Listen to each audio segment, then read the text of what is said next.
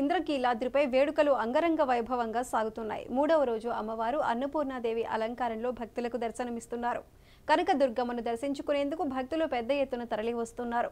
మొక్కులు చెల్లించుకుని తమను ఆయురారోగ్యాలు అష్టైశ్వర్యాలతో ఉండేలా దీవించాలంటూ అమ్మవారిని వేడుకుంటున్నారు.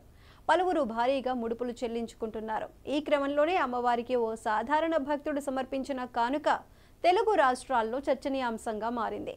ప్రకాశం జిల్లా కొంపేపికి చెందిన అంకులయ్య కొబ్బరి బోండాలు కొట్టుకుంటూ జీవనం సాగిస్తున్నాడు.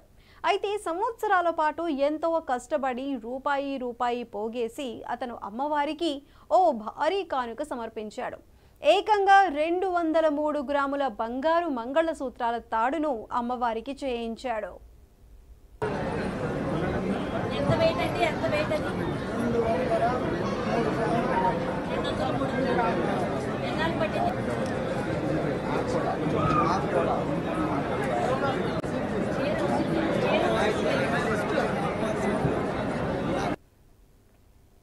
ఈ ఉదయం కనకదుర్గమ్మను దర్శించుకున్న అంకులయ్య రాజేశ్వరి దంపతులు 16.5 లక్షల రూపాయల విలువైన ఆ మంగళసూత్రాలను కనకదుర్గమ్మకు సమర్పించారు.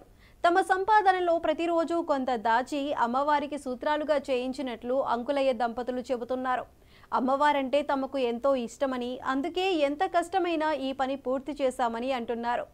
దీన్ని బట్టే అమ్మవారంటే భక్తులకు ఎంత ప్రీతో అర్థమవుతుందని పలువురు చర్చించుకుంటున్నారు. అమ్మవారికి భారీ కానుక ఇచ్చి అందరికీ ఆదర్శంగా నిలిచాడని అంకులయ్యను పలువురు అభినందిస్తున్నారు.